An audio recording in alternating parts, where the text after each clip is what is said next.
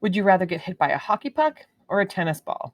If your answer is neither, you're right. But if you had to choose one, which one would it be? Hi, today's lesson is the first lesson in Unit B of Science 30 for Chapter 2 on impulse and momentum.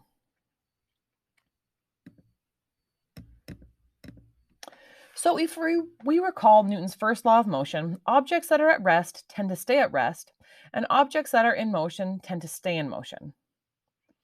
Since force equals mass times acceleration, the amount of effort required to change an object's motion depends on two different factors. One, the mass of the object, and two, the degree of change in speed. So what was the acceleration or deceleration of that object?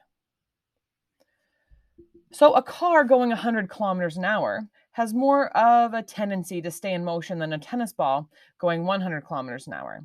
The more mass and more velocity that an object has, the harder it will be to stop that object.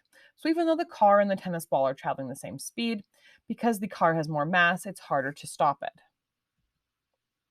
So we're going to suggest two different reasons why it's harder to stop a semi-truck traveling at 100 kilometers an hour than a burn at 45. Well, the first one is that the semi-truck is heavier. It has a greater mass. Second is that the semi is traveling faster, so it has a greater velocity. And those two reasons make it harder to stop a semi-truck than a small bird. Momentum is a quantity of motion.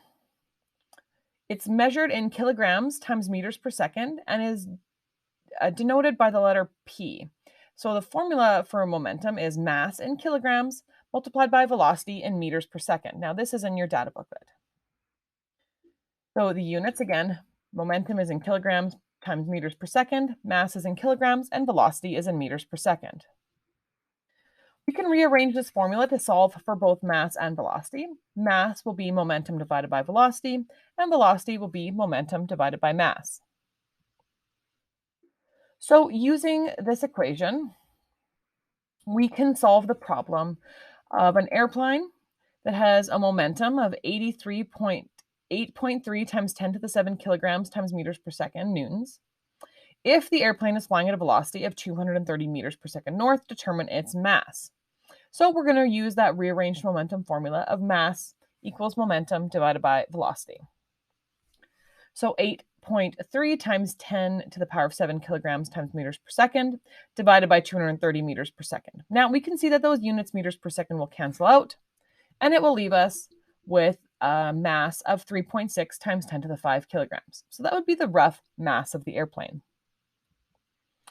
Now, when we're looking at momentum, I want you guys to picture the type of sports equipment that's worn by athletes in different sports: soccer, hockey, and tennis. A soccer ball has about 3 times the mass of a hockey puck, but a hockey puck can reach velocities over 160 kilometers an hour. However, a tennis ball can reach velocities over 200 kilometers an hour.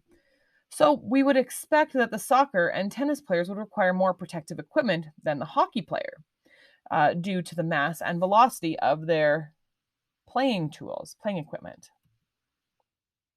What makes hockey more dangerous than the other two sports is the combination of velocity and mass of the puck.